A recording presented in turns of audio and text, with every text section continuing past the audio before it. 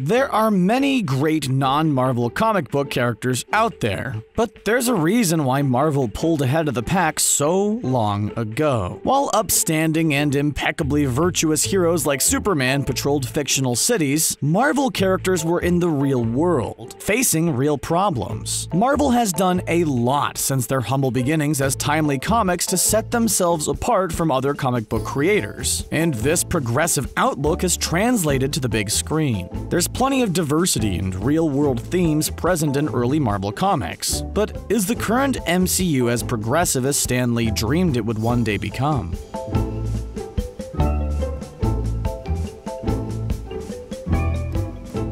We know it's hard to imagine, but there was a time in which superhero comics weren't really a thing, but all of a sudden, in the 1930s, the pages of picture books were filled with good-looking characters going on fantastical adventures and taking down bad guys. A publisher by the name of Martin Goodman wanted to get in on the action, so he created Timely Comics and released the very first Marvel Comics #1 in 1939, which featured the characters the Human Torch and Namor the Submariner. It wasn't long before Goodman was hiring his own team of people to produce original content. These include names familiar to comic book fans, such as Steve Ditko, Jack Kirby, and of course, Stan Lee, who was known as Stanley Lieber back then. Up through World War II, superhero comics were immensely popular, and it seemed as though audiences couldn't get enough of them. But after the war ended, they started to decline in popularity, and Martin Goodman was forced to diversify his offerings in order to keep the company afloat. He began churning out westerns, horror, sci-fi, and many other genres of comic books. But like any good superhero story, the tide of battle eventually began to turn. The 1960s were a huge time for the company, which was now going by Marvel Comics. Rival comic book company DC Comics was putting out superheroes like the Green Lantern and the Flash, and it was time for Marvel to step up.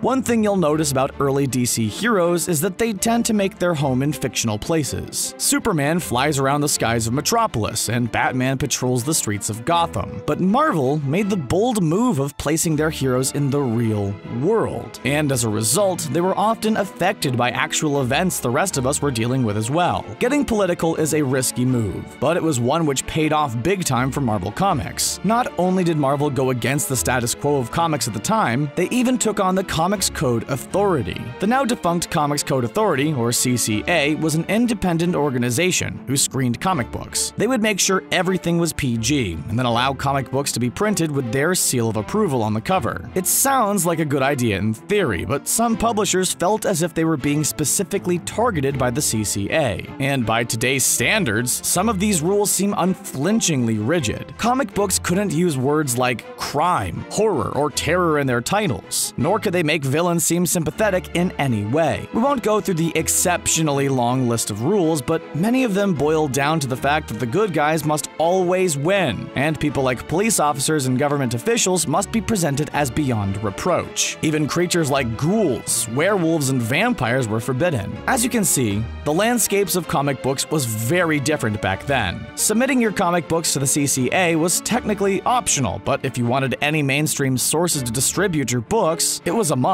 In the 1970s, the CCA began to loosen some of its criteria, but not fast enough to keep up with Marvel. The United States Department of Health, Education, and Welfare wanted Stan Lee to do a story about drug abuse, and he agreed. But the CCA refused to approve it, citing a vague rule about violation of good taste or decency. Stan Lee being Stan Lee, he refused to back down on something he thought was an important topic, and published it anyway. DC Comics was quick to speak out against Marvel for violating the CCA code, and insisted they'd never do such a thing. But surprisingly, the CCA ended up amending its code because of this incident with Marvel. They now allowed drugs in comic books, as long as they were shown in a negative light. Soon after, DC released Green Lantern/Green Arrow #85, which revealed Speedy's struggles with addiction. Much of the CCA's criteria was based on the work of psychiatrist Frederick Wertham, who frequently criticized comic books. Stan Lee wasn't a fan, and the two men were known for their debates on the merits and dangers of comic books. Wertham claimed that the majority of kids and reformers reform school read comic books, and Lee countered that by saying most kids who read comics also drink milk, and Wortham wasn't trying to ban milk. Lee claimed he had no issue with the CCA trying to limit depictions of violence, but he didn't appreciate the other aspects of their censorship where they applied to comic book content. He wanted to be able to depict real-world topics in a way which contributed to his stories, and characters in a way that didn't come across as preachy. Years later, in 2001, Marvel decided it was completely done with the CCA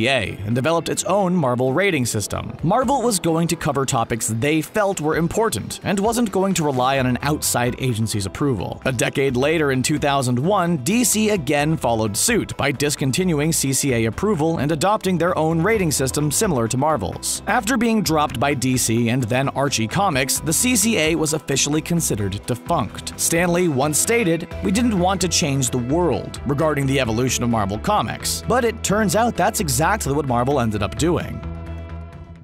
For someone who claimed he didn't want to change the world, Stan Lee wasn't one to keep quiet about his beliefs. There are many talented people who've contributed to some of our favorite Marvel characters over the years, but Stan Lee is by far the most well-known. He's the face of Marvel Comics, and started a monthly comic feature called Stan's Soapbox, where he would talk about comic books and the world at large. Stan wasn't afraid to take a stance, and in 1968 he released a column based on a tragic event. A white nationalist rally was held in Charlottesville, Virginia, which claimed the life of one person and injured 19 others as they protested the event. In addition, 2 state troopers lost their lives in a helicopter crash while on the way to the scene. Stan Lee was someone who believed in expressing his values through his work, but now he was speaking directly to his audience. He said, "Racism and bigotry are among the deadliest social ills plaguing the world today." Lee added that the only way to rid the world of this evil is to expose them, to reveal from the insidious evil they really are. He went on to explain that not getting along with people is normal, but hating people on the basis of their race, religion, or country of origin is totally irrational and patently insane. Hard to disagree with him there. And for those who are familiar with Stan's fictional work, this column wasn't particularly surprising. It wasn't uncommon for him to call out bigots, even going so far as to call them low IQ yo-yos. Harsh words, we know, but it's hard to disagree. One of the remarkable things about Stan Lee's outspoken nature was that he took a stand when he didn't have to. He was a comic book writer, and many people thought he should stick to fictional stories and stop with the political statements. This was a criticism he addressed in Stan's Soapbox, and said people frequently told him comic books are supposed to be an escape from reality and not a commentary on it. However, Lee believed that all good stories contain some sort of message, and to be missing one is like a person missing their soul. He pointed out that nothing exists in a vacuum, and just because something exists for fun doesn't mean we can't learn something from it. Not just Stan Lee himself, but Marvel as a whole has always been a step ahead when it comes to expressing diversity. Luke Cage made his comic book debut in Luke Cage Hero for Hire #1 in 1972, and was the first black superhero to be featured as a protagonist and title character in a comic book. We also have Sam Wilson, better known as Falcon, who is shown as an equal to Captain America, and would even take on the mantle later on. While many black heroes have black in their name, the character of Falcon didn't feel exploitative or like he was trying to pander to anyone. And then, of course, we have the Black Panther franchise, which has now made its way to the big screen. At the time, when it was created by Stan Lee and Jack Kirby, Marvel Comics wasn't sure if Black Panther was a good idea, and worried that the character may be associated with the controversial Black Panther political movement. They even tossed around the idea of changing his name to Coal Tiger or Black Leopard. However, Stan Lee wouldn't back down on this issue. Keep in mind that we first saw T'Challa on the pages of a comic book in Fantastic Four #52, which was released in 1966. This was a very different period of history, and even mainstream news sources were shying away from the kind of statements Stan Lee and Marvel were making. T'Challa was the first black superhero to appear in mainstream comic books. Before then, there were a few black heroes in obscure comics, and none of them had any superpowers. In fact, up until this point, black people rarely showed up in comic books at all, and when they did, they were often presented as one-dimensional traditional stereotypes. With that in mind, creating the super powerful and technologically advanced nation of Wakanda was definitely a bold move at the time. At first, the character of T'Challa was definitely underutilized, and it took some time for the franchise to find its stride. Writer Christopher Priest took over the character in the late 90s and introduced the character Everett Ross. Priest saw Ross as a way to bridge the gap between the African culture that the Black Panther mythos is steeped in and the predominantly white readership Marvel sells to. He felt Black Panther had not been living up to his potential and set out to change that by revolutionizing the character. Priest stated the question about race is ultimately just a question about power. It's how human beings organize themselves around power, how they exploit, how they use it. A decade later, Black Panther was released in 2018, where it proceeded to smash box office records. It took in over $1.35 billion worldwide, making it the 9th highest grossing film of all time, and the 2nd highest grossing film of 2018. The only film to beat it that year was another Marvel movie, Avengers: Infinity War.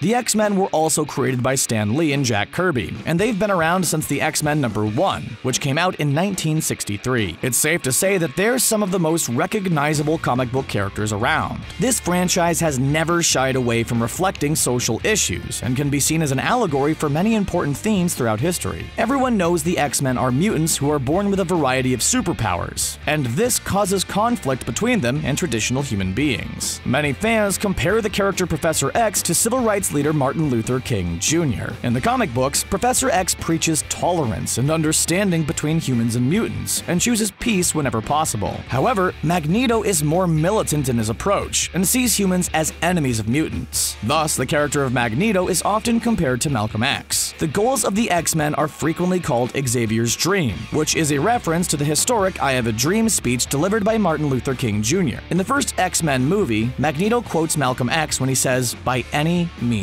necessary." And many themes in the comics seem to parallel real-world events. The mutants are sometimes victims of mob violence, and there are many human anti-mutant hate groups skulking around, which draws parallels to the civil rights movement. Thus, there's the famous plotline which takes place on the fictional island nation of Genosha. Uncanny X-Men 235 came out in 1988 and tells the story of mutants who are segregated and enslaved. This story is shockingly similar to a situation which was occurring in South Africa at the time it was published. And then, of course, there's the obvious similarities between anti-mutant and anti-Semitic sentiment. Magneto is a Holocaust survivor, and thus sees the plight of the mutants as similar to what the Jewish people in Nazi Germany experienced. Never wanting to experience what he went through again is what motivates and guides him through the series. While in Genosha, identification numbers are burned into the mutants' foreheads, similar to how numbers were tattooed on those in Nazi concentration camps. The horror of what Magneto experienced and how it affected him is also something which is dealt with in the movie adaptations of X-Men comics. The members of the X-Men are also incredibly diverse themselves, and come from many nationalities and religious backgrounds. Dust and M are Muslim, Nightcrawler is a devout Catholic, and Thunderbird is Hindu. Many fans also believe there are parallels between the X-Men and the LGBTQ community. When mutants start to develop their powers, they generally do so around puberty, and many attempt to hide them out of fear of being discovered. The Iceman's mother once asked him if he had ever tried not being a mutant, and Hank McCoy claims he didn't disclose his mutant powers to the CIA because they didn't ask, so he didn't tell. There are also many gay and bisexual characters in X-Men, including Mystique, Psylocke, Anole, Colossus, and Northstar, who was one of the first openly gay superheroes. He was the first gay character to come out in a Marvel comic book, and would later go on to marry his husband, Kyle Jinadu, in Astonishing X-Men #51, which came out in 2012. This was a huge moment, not just for Marvel, but for the LGBTQ community as well. This was the very first depiction of a same-sex wedding to appear in a mainstream comic book. Stan Lee once said, "Marvel has always been and always will be a reflection of the world right outside our window." And it's clear this mantra was at work when Northstar married his husband. Marvel Comics editor-in-chief Axel Alonso claims the decision to make gay marriage legal in New York was a big moment for Marvel Comics. Many of their characters call New York their home, so Marvel had to decide how this real-world situation would impact their comic book characters. Northstar had been in a long-term relationship with his partner at the time, so them tying the knot just made sense. Alonso stated, "Our comics are always best when they respond to and reflect developments in the real world." Writer Marjorie Liu claims the story of Northstar and Kyle is a way to examine how sometimes people feel like outsiders, even among other people who are considered outsiders. Being both gay and a mutant is a complicated situation, and Marvel hasn't shied away from portraying it. Even some of Northstar's fellow mutants and teammates, such as Warbird, don't accept the validity of his marriage, and some real-world groups like 1 Million Moms have spoken out about the issue. The fact that mutants are born with their powers makes them very different from other Marvel superheroes. The Incredible Hulk is a result of gamma radiation. Spider-Man was bitten by a radioactive spider, and Iron Man has billions of dollars. According to Stan Lee, he saw the X-Men as an opportunity to do something different from making heroes everyone admires. He decided to make the X-Men inspire fear, suspicion, and even hatred as often as they inspire awe. Lee added that he feels the beginning of the series was a good metaphor for what was happening with the civil rights movement in the country at the time. The portrayal of women in comic books has been controversial since the very beginning, and is still something which draws criticism to this day. Women started out not as superheroes, but in secondary roles. They were mainly used when a storyline called for some romance or to clarify that male characters were definitely straight. Not only did these female characters not have any superpowers, they rarely had personalities beyond being a good person or a bad person. To give credit where credit is due, All American Publications, who would later become DC Comics, was responsible for creating the first popular female superhero, Wonder Woman. Interestingly enough, real-world events had a huge impact on the way women were portrayed in comic books. During World War II, many men were off at war, and women took on jobs normally reserved for them. They were driving trucks, welding, and working in construction, and this strength started to make its way into the comic book world. Females didn't just exist as wives and girlfriends on the pages of comic books anymore. They started fighting for justice too.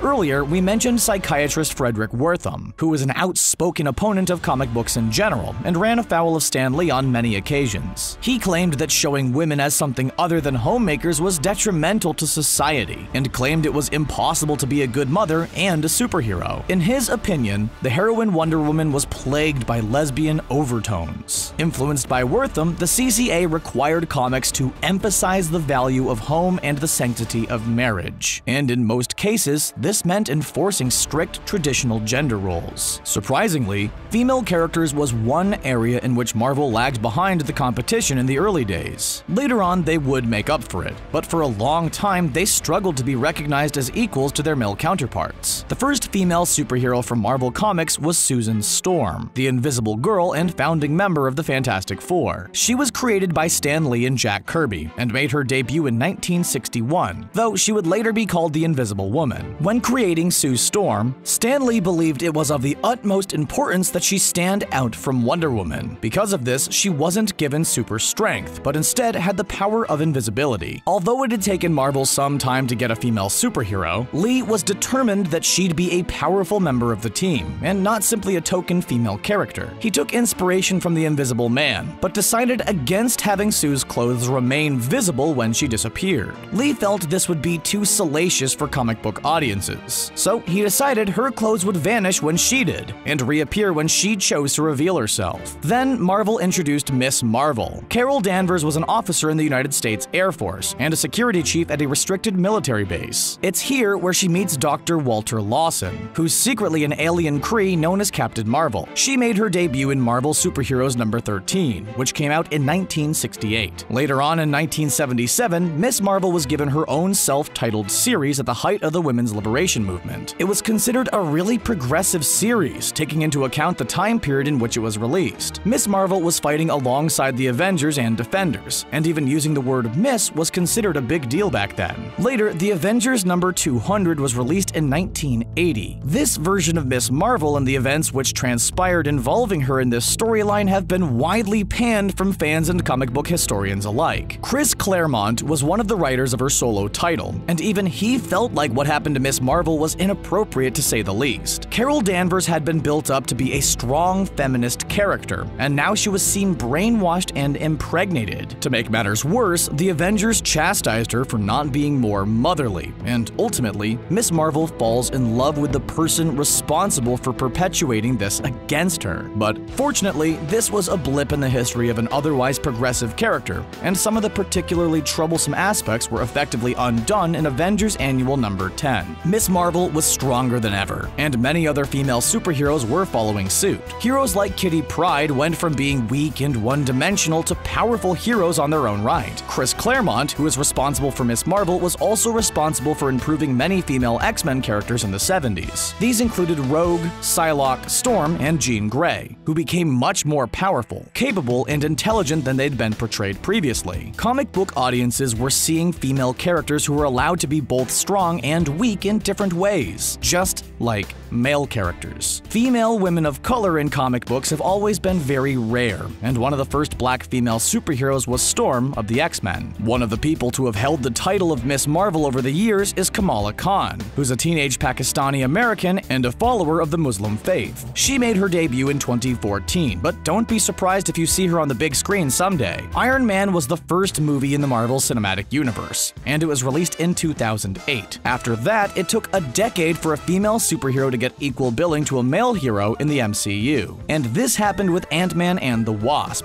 which was released in 2018. After being a member of the Avengers for years, there's finally talk of a Black Widow movie actually getting released sometime in 2020. It was supposed to happen years ago, but a movie with a female lead, Aeon Flux, did poorly, so Marvel backed out, and the idea of a female superhero flying solo was shelved. This is far from the first time Marvel Studios has opted to minimize their female characters. Dr. Maya Hansen from Iron Man 3 was supposed to be the main villain of the film, but instead her part was cut and her character killed off. The reason? Marvel Studios didn't think fans would purchase merchandise of a female character. The lack of Black Widow merchandise has often been a point of contention for fans, despite the character appearing in many movies. Even actor Mark Ruffalo, who portrays Bruce Banner in the MCU, spoke out about the lack of Black Widow merchandise. However, things do seem to be turning around for female superheroes now. As we mentioned, Black Widow is finally set to get her own movie, and Captain Marvel will be the first Marvel female superhero to star in her own movie. According to Kevin Feige, Kamala Khan may be making an appearance on the big screen as well someday. He claims the studio has plans for the character. As usual, the studio is stingy with the details, but the fact that they're talking about debuting a female Muslim superhero is a big deal.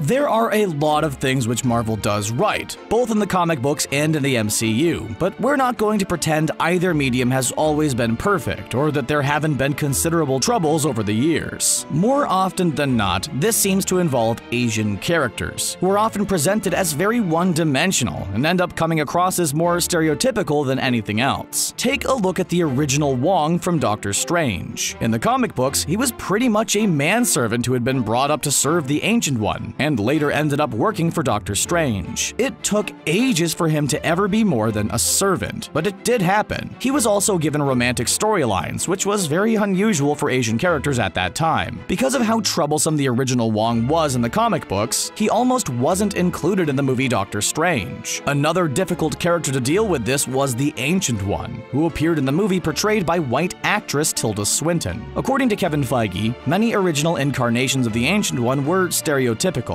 and they didn't hold up to what would work today. Screenwriter C. Robert Cargill agrees with Feige's assessment of the character, and adds that the original Ancient One hails from Tibet. If Marvel Studios was to acknowledge that the Ancient One is Tibetan, they'd risk alienating all of the people who might take issue with that. Doctor Strange, like other Marvel movies, was created for an international audience. China is a huge place, and Marvel Studios didn't want to risk offending the Chinese government or Chinese moviegoers. Instead, they decided to completely change the origins of the Ancient One rather than risk being accused of getting political. Of course, the whole thing ended up being very controversial anyway. After the fact, producer Nate Moore admitted that by trying to avoid controversy by having an Asian person play the Ancient One, the studio had made it a bigger issue. He referred referred to the incident as a lesson, which he claims Marvel Studios has learned from. Director Scott Derrickson tried to mitigate the damage where he could in terms of casting conflicts. He decided to include Wong in the movie, but gave him a much more modern twist. Actor Benedict Wong hopes the role will open up more parts for Asian actors within the MCU, and outside of it. Unlike his comic book counterpart, MCU Wong has an often adversarial relationship with Strange, and he's much more than just his assistant. He also played an important role in Avengers Infinity War, and is set to return again in Avengers Endgame. Another infamous Asian character from Marvel comic books is Mantis, who we saw during Guardians of the Galaxy Volume 2. In the comics, she's of Vietnamese and German descent, and grows up in Vietnam. Mantis is a master of martial arts, and is filled with fiery determination. She's a far cry from many one-dimensional Asian characters, and even being in a love triangle with Vision and Scarlet Witch doesn't result in her being catty towards her fellow female characters. All of this is why so many comic book fans were unhappy with the version of Mantis we were introduced to in the movies. Her creator, Steve Englehart, says that while he enjoyed the movie, he couldn't recognize the character he saw on screen as Mantis. Instead of a strong, empowered woman, he saw a submissive woman plagued with self-doubt. Englehart wondered why Marvel Studios even bothered calling her Mantis at all. But that's not to say that Marvel has handled all of their Asian characters badly in the comic books or in the MCU. In fact, there are some characters like Wong who started out problematic, but later evolved into more modern and progressive characters. One such character is the Mandarin, another one of Stan Lee's creations. He made his first appearance in 1964 during Tales of Suspense number 50, and was portrayed as a megalomaniacal manipulator who was skilled in combat. The character of the Mandarin also combined Eastern mysticism with technology, but it'd take some time for audiences to truly appreciate this. At first, he was pretty much a foil for westernized philosophy and morality, and looked and acted just like a Chinese stereotype. But eventually, Lee and Marvel were able to steer the Mandarin away from being an evil Chinese caricature into just being a supremely evil being who happens to be Chinese. It's an important distinction, and one audiences really responded to,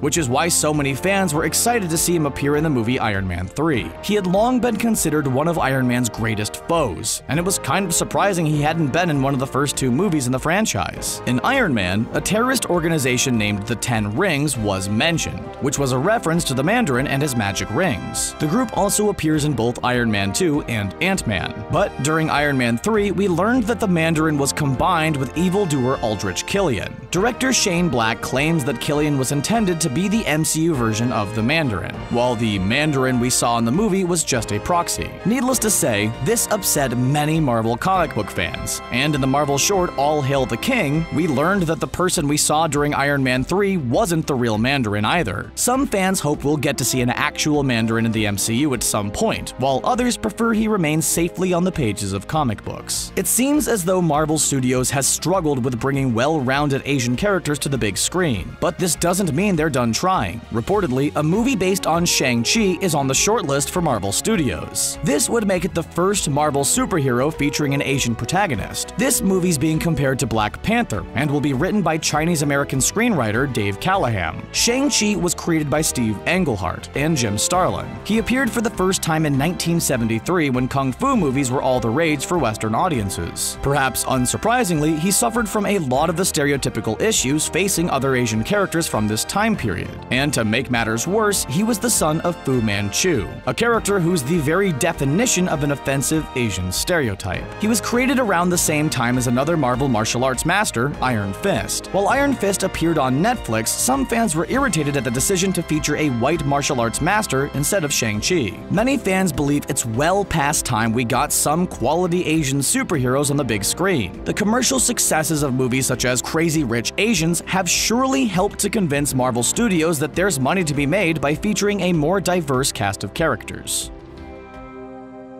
Many people think of comic books and superheroes as relatively unimportant in the grand scheme of things. Even Stan Lee used a pseudonym because he was embarrassed to admit he worked as a comic book writer. He dreamed of writing the next great American novel, and instead found himself filling in word bubbles for crime-fighting characters. But Stan Lee learned that just because these characters aren't real doesn't mean they're without value, or that they can't teach us important lessons. Representation is valuable, and Marvel Comics learned that we like seeing characters who look and act act in similar ways to ourselves. One of the creators of Kamala Khan, Sana Amanat, was inspired by Marvel characters when she was growing up. In the comics, Kamala Khan takes on the mantle of Miss Marvel as a tribute to her mentor, Carol Danvers. When Amanat was growing up, she found herself relating to the X-Men because she too felt different from everyone else around her. She remembers feeling desperate to see people like herself and hopes that Kamala Khan will fill that need for other young people who read about Miss Marvel. Amanat drew from her own experiences when creating Kamala